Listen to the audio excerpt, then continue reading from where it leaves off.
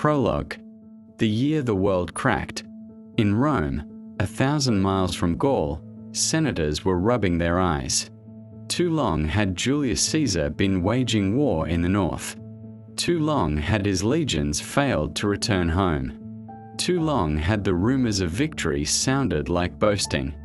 And now, in the consulates and the baths, on the forum and in patrician mansions, a name was whispered, Vercingetorix. This barbarian, this red-haired chieftain of the Averni, had done what no one had managed since the time of Brennus. He had united Gaul. 70 tribes, who for centuries had cut each other down over a pig or a strip of land, were suddenly bound by a single hatred of Rome. Caesar knew. If he lost even a single battle, his enemies in the Senate would tear his career to shreds. If he lost, he would be accused of waging an unjust war, of greed, of exceeding his authority. He would be exiled or killed. If he won, he would become the shadow of a god, a shadow that, a few years later, would block out the sun over the Republic. He chose victory. Caesar's army, 8 legions, nearly 70,000 men, not counting auxiliaries and Germanic cavalry, had cornered Vercingetorix. He had taken refuge in a fortress atop the high hill of Mornorxois. The Gauls called this place Alesia. Stone walls, sheer slopes, a river on 2 sides. An ideal trap. But Caesar turned the trap inside out. He decided to besiege the besieged, and to build a second wall around himself. In those days, when the legionaries picked up their shovels, no one laughed. Even the oldest centurion, who had smelled gunpowder back in Marius's day, said, "He is mad." But if he wins, they will call his madness genius. Chapter 1. A city of earth, the beginning of October turned out cold. A fine, miserable drizzle fell from the sky, not enough to soak through to the skin, but it crept under tunics and sucked the warmth from the bones. The legionaries cursed. They were used to fighting with swords, not scraping the earth like peasants. But there was no real mutiny in their voices, because every morning, while it was still dark, a tall figure in a simple military cloak, no purple, no gold studs, appeared before the formation. Gaius Julius Caesar, now past 50, with thinning hair and an eagle's nose, stood and looked at his legionaries as if he saw each one individually. "Comrades," he said quietly, but his voice was passed along by the centurions like torches down a chain. "We built a bridge across the Rhine in 10 days. We dug ditches in Britain where the ground is harder than Gallic skulls. Here, we will build 2 walls, and you will live between them, just as the gods live between heaven and earth." And so they dug. The outer line, the one facing the world, stretched for 20 kilometers. They built it in 3 shifts. One shift dug, a second tied fascines from branches, and a third drove in stakes. The earth flew from their shovels so that by evening the air was grey with dust mixed with rain. First, they dug a ditch 5 meters wide and 3 meters deep. At the bottom were wolf pits, sharpened stakes pointing upward. Then came a second ditch, this one filled with water. They diverted a stream, and now the trench was filled with icy slurry in which they drowned Gallic prisoners as a warning. Beyond the ditches rose an earthen rampart. The Romans didn't just pile up a hill, they faced it with turf, reinforced it with stones, and on top erected a palisade of logs sharpened at the tips. Every 30 meters stood a tower. On the towers were ballistae, small catapults firing heavy lead shot. But the most terrifying things were the lilies.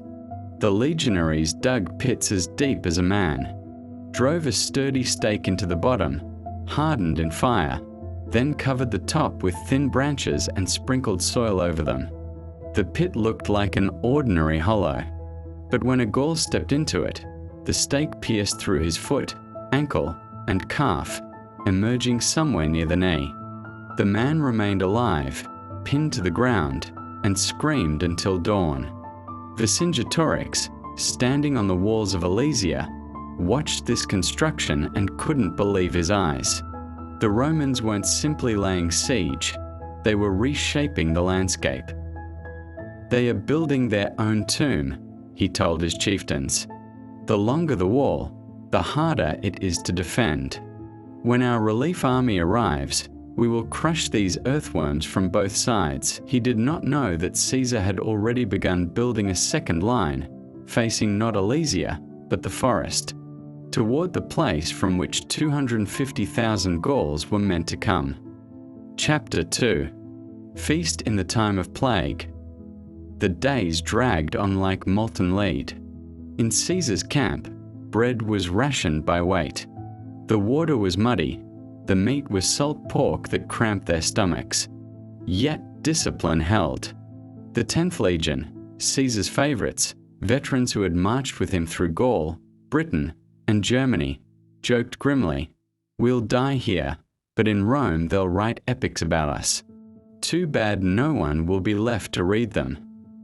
Caesar forbade any talk of retreat. He burned all the boats, all the food supplies outside the camp. The way back was closed. At Alesia, things were worse. Much worse. Vercingetorix ordered the entire population of the surrounding villages, the old, women, children, herded into the fortress. He thought this would give him more hands to defend the walls.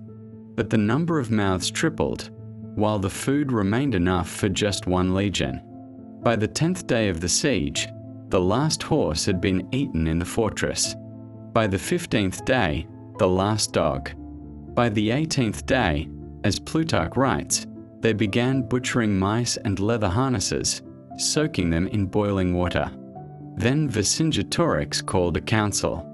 In a great wooden hall lined with the mounted heads of bears and wild boars, the assembled chieftains shouted. Lucterius of the Cadurci tribe shouted, demanding surrender. Epirodorix, Vercingetorix's nephew, shouted, proposing a night sortie.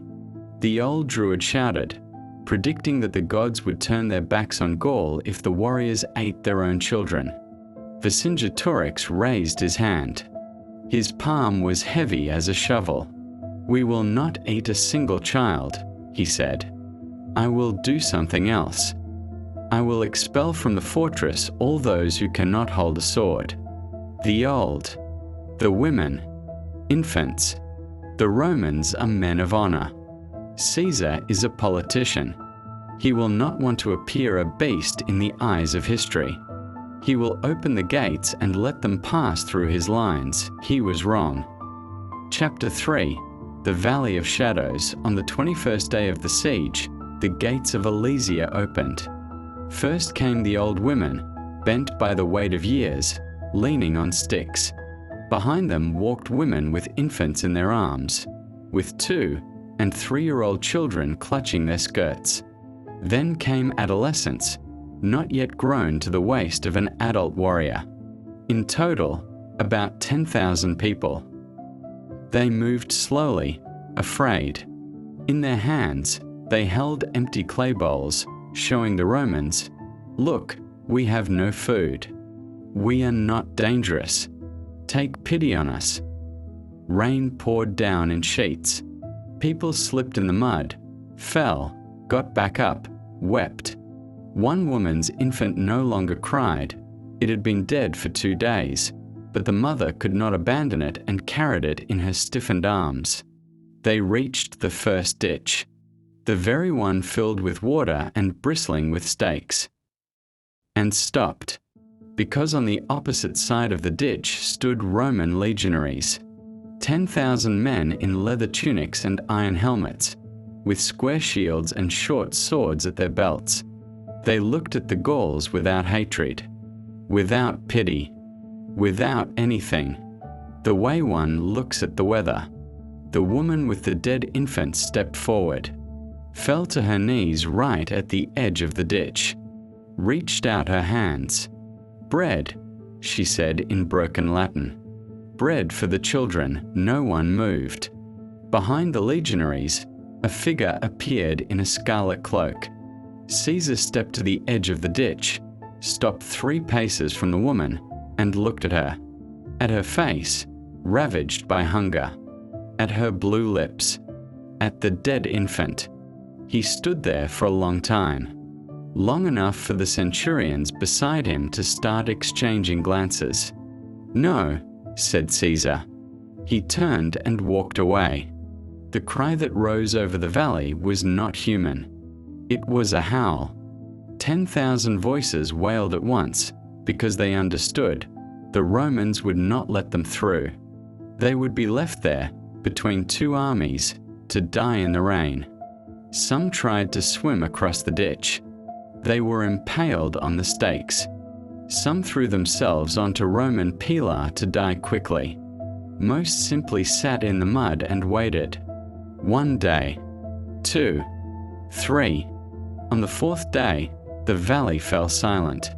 Not because everyone had died, but because the living had no strength left to scream. Vercingetorix watched this from the walls. He wept for the first time in his life, and he swore, if he survived, he would kill Caesar with his bare hands, or die trying. Chapter 4. The forest awakens. On the 25th day, the watchman on the western towers spotted movement in the forest.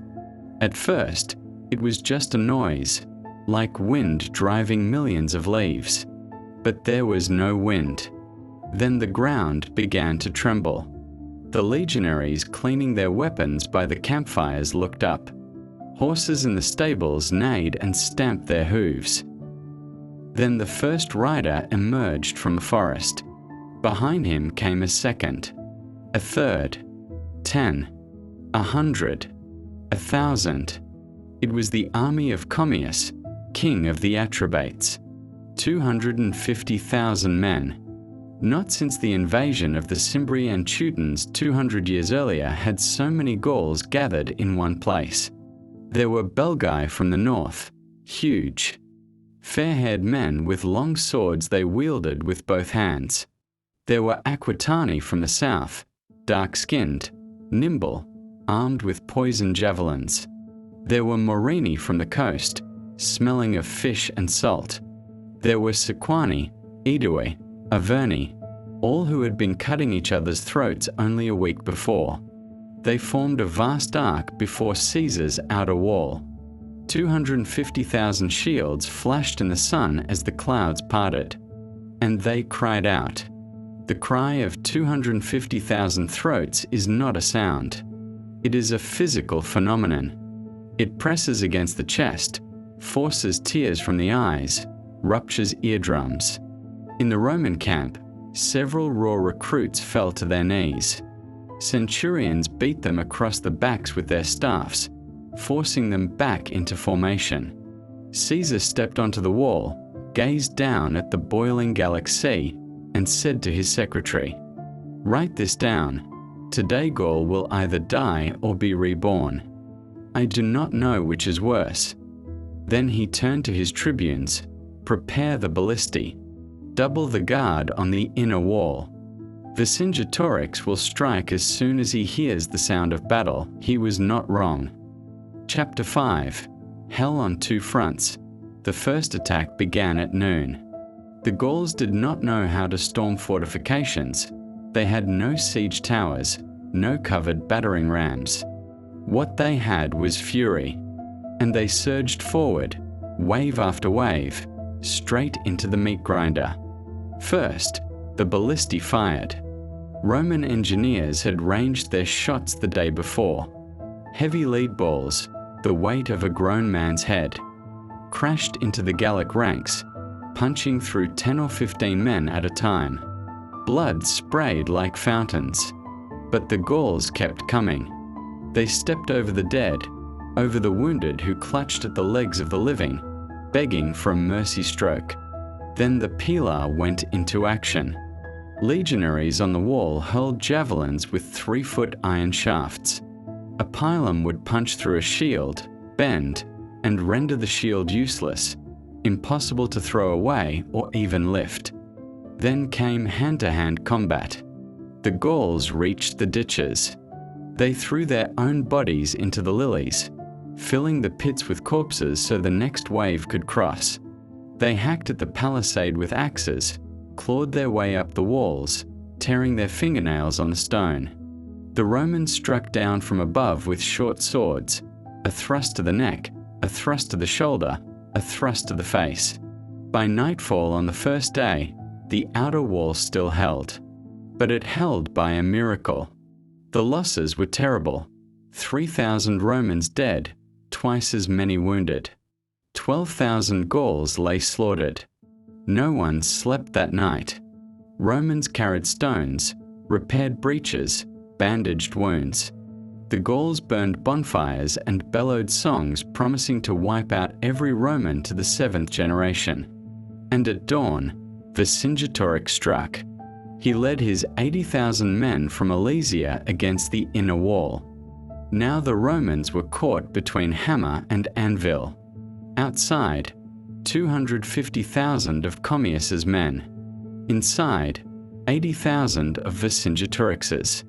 Only 2 walls of earth and timber stood between them and annihilation.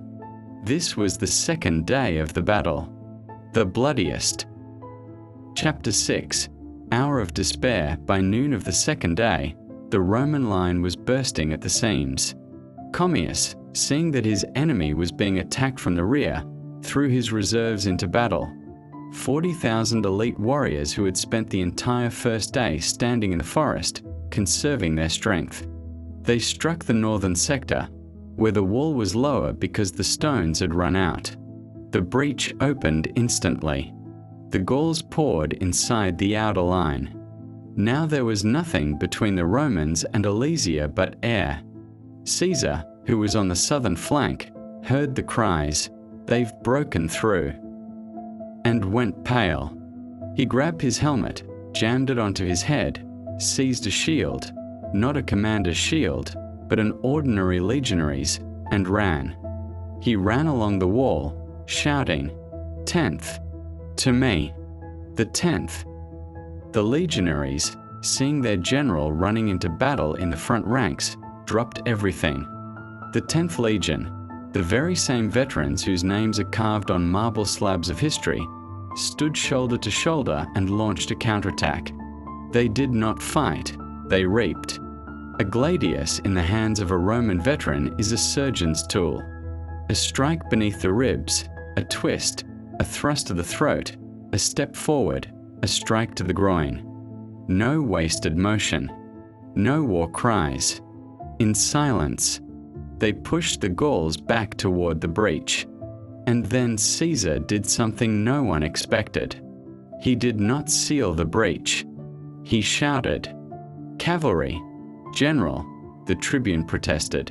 "The cavalry cannot get through the breach. The mud is knee-deep." "I said cavalry." Caesar roared so loudly that blood trickled from the tribune's ears. "Circle around from the south. Hit them in the back." It was a mad order.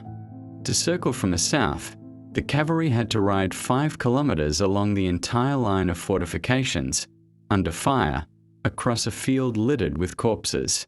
But the commander of the Germanic cavalry, an old barbarian named Autorix, understood the plan. He led 5,000 horsemen on the flanking maneuver. And just as Commius's Gauls, already celebrating victory, were climbing through the breach into the Roman camp, the cavalry struck them from behind. The Germans cut down the Gauls from horseback with long swords, trampled them, and drove them toward the forest. Panic, like fire in dry grass, seized 250,000 men. They ran, first those at the rear, then the front ranks, seeing that they were being surrounded. The battle scattered into 1,000 small clashes. The Romans emerged from behind the walls and finished off the fleeing enemy. The river at the foot of the hills ran red. Vercingetorix, seeing the flight of his relief army, understood everything. He withdrew his forces back into Alesia closed the gates, and fell to his knees in the middle of the fortress courtyard. The gods of Gaul were silent. Chapter 7. The Surrender. On the third day, Alesia opened its gates. Vercingetorix put on his finest armor, a hauberk of thousands of small rings, a helmet with a golden boar crest, a cloak of bearskin. He saddled his white horse, rode out through the gates, and headed toward the Roman camp. Behind him walked his warriors, unarmed, heads bowed. Many wept. Some carried in their arms the bodies of their brothers who had fallen during the sortie. Caesar sat in his curule chair before his tent. Beside him stood his legionaries in full battle gear, but their faces were grey with exhaustion. Some leaned on their swords as if they were walking sticks. Vercingetorix dismounted, removed his helmet, unbuckled his sword and threw it to the ground, removed his hauberk, removed his cloak. He remained in nothing but a woolen tunic, dirty and torn. He approached Caesar, sat on the ground at his feet, crossing his legs like a barbarian, and spoke. "I fought for freedom. Now I will die for it," he said it in Gaulish. Labienus translated. Caesar looked at him for a long time. At this giant with the red beard who had nearly destroyed his career. At this man who had united Gaul and now sat in the mud at the proconsul's feet. "You will not die today," said Caesar. "You will die in Rome, at my triumph. You will walk in chains behind my chariot, and Roman boys will throw rotten tomatoes at you. Then you will be strangled in prison, and your name will be forgotten." Vercingetorix smirked. "My name will not be forgotten," he said. "As long as even one Gaul remembers what it means to be free, he will remember me." Caesar did not reply. He nodded, and the soldiers led Vercingetorix away in chains. Epilogue. The price of silence. The Battle of Alesia was over. The losses were monstrous. Rome had lost around 12,000 killed and wounded. The Gauls, over 200,000 dead, including the civilians who perished in the ditches. Caesar ordered all Gallic weapons gathered into a massive pile and burned. The smoke from burning swords and spears rose toward the sky for 3 days. He did not celebrate. That night, alone in his tent, he wrote a letter to the Senate. 3 words: Veni, Vidi, Vici. I came. I saw. I conquered. He did not write that he had seen dead children in the ditches. He did not write that he had heard the dying Gauls calling for their mothers. He did not write that he himself would never again be able to sleep without a lamp. Gaul was subdued. 20 years later, it had become a Roman province, where Latin replaced the Gallic language and Roman officials took the place of the Druids. And 400 years after that, the Vandals, Visigoths, and Franks arrived, and nothing remained of Roman Gaul except a name. But Vercingetorix had been right. His name was not forgotten. 2,000 years later, Napoleon III commissioned a statue of the Auvergnat chieftain and placed it on that very hill where Alesia once stood. The statue faces west, toward the ocean, toward the direction from which new conquerors have always come. And on the pedestal, an inscription is carved in Latin and French: Vercingetorix, chief of the Gauls, raised his people against Rome, fell, but did not surrender. Caesar won the battle, but he lost history, because the victors write the laws, but the vanquished write the songs, and the songs live longer. And on the field of Alesia, even now, if you listen on a windy night, you can still hear the distant cry of 250,000 throats. Or perhaps it is just the wind in the hills of Mornorxois. Who knows?